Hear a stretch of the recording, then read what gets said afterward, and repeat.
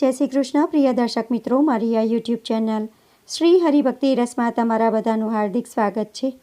આજના વિડીયોમાં આપણે હોલિકા દહન વિશે શ્રવણ કરીશું। હોલિકા દહનનું મહત્ત્વ શું છે, હોલિકા દહન કયા દિવસે કરવાનું છે, ધૂળેટીનો તહેવાર કયા દિવસે મનાવવામાં આવશે તથા ભદ્રકાળનું મુહૂર્ત કયું છે, એ બધું જ આપણે આજના વિડીયોમાં શ્રવણ કરીશું।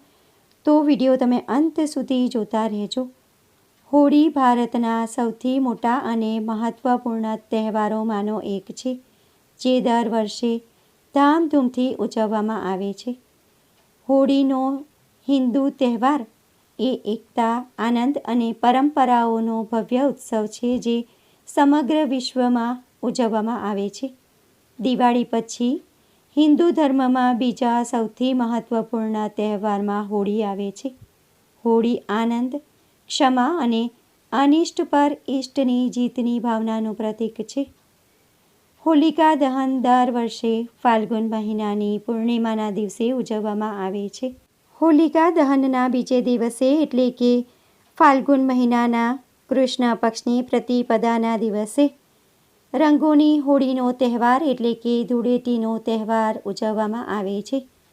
રંગોની હોળી એટલે કે ધૂળેટીનો તહેવાર પણ આનંદ અને એકતા પ્રદર્શિત કરતો તહેવાર છે। આ તહેવાર ફાલ્ગુન માસમાં આવે છે અને તેની સાથે વિવિધ પૌરાણિક કથાઓ અને લોકવિશ્વાસ જોડાયેલા છે। ઘણા લોકો માટે હોળી એક આધ્યાત્મિક મહત્ત્વ ધરાવતો તહેવાર છે। હોલિકા દહનનું મહત્ત્વ પૌરાણિક કથાઓ સાથે જોડાયેલું છે। હોલિકાને બાળવાની પરંપરા આત્માની શુદ્ધિ અને મનની શુદ્ધતાનું પ્રતીક છે, જે વ્યક્તિઓને હોળીની ઉજવણી માટે તૈયાર કરે છે। આ ઉપરાંત હોલિકા દહન પણ કૃષિ ચક્ર સાથે સંબંધિત છે। આ તહેવાર એ પુષ્કળ પાક માટે ભગવાનને પ્રતીકાત્મક રીતે અર્પણ કરવામાં આવે છે અને આગામી વર્ષમાં સમૃદ્ધિ અને વિપુલતા માટે તેમના આશીર્વાદ મેળવવાની પ્રાર્થના છે। હિન્દુ ધર્મમાં હોલિકા દહનનું વિશેષ મહત્ત્વ છે। હોલિકા દહનને ખરાબ પર સારાના વિજયનું પ્રતીક માનવામાં આવે છે। હોળીની ઉજવણીની સાથે જ હોલિકાની આગમાં તમામ નકારાત્મક શક્તિઓનો નાશ થાય છે। ખરાબ ઉપર સારાના વિજયની યાદમાં ફાગણ મહિનાની પૂર્ણિમાના દિવસે હોલિકા દહન કરવામાં આવે છે।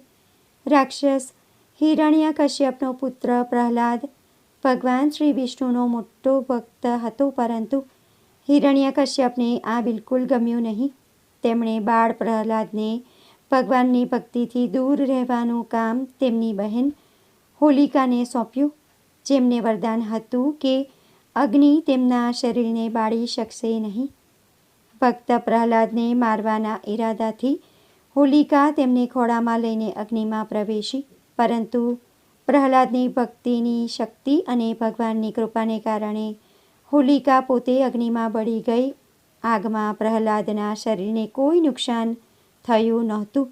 ત્યારથી હોળીના પહેલા દિવસે હોલિકા દહન મનાવવામાં આવે છે અને હોળીના બીજે દિવસે ખરાબ પર સારાના વિજયની ખુશીમાં રંગોની હોળી એટલે કે ધૂળેટીનો તહેવાર ઉજવવામાં આવે છે।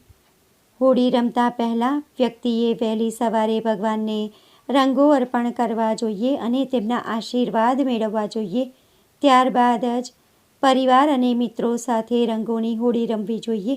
એવું માનવામાં આવે છે કે હોળીની રાખ પુરુષોના માથા પર અને સ્ત્રીઓના ગળા પર લગાવવી જોઈએ। તેનાથી જીવનમાં સુખ, સમૃદ્ધિ અને ઐશ્વર્ય આવે છે।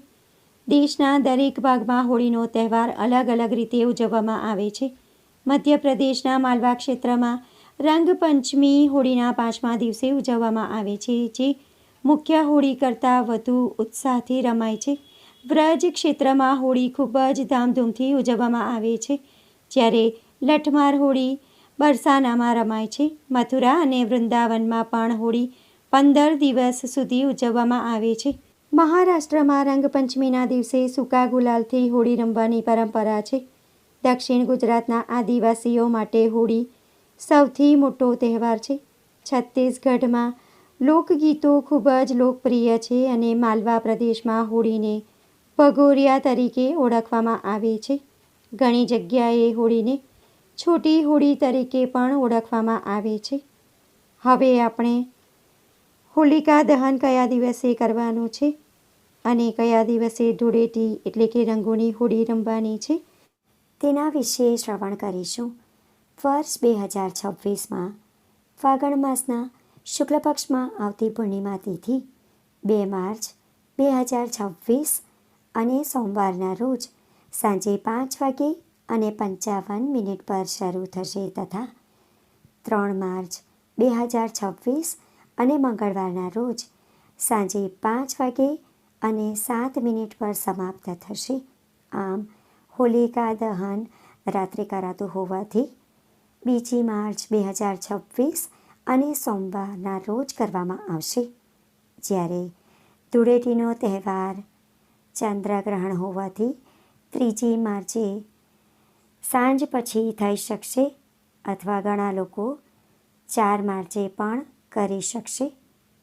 હોલિકા દહનના દિવસે પૂજા કરવાનું શુભ મુહૂર્ત 2 માર્ચ 2026 અને સોમવારના રોજ સાંજે 6:40 શરૂ થઈ રાત્રે 9:07 સુધીનો રહેશે.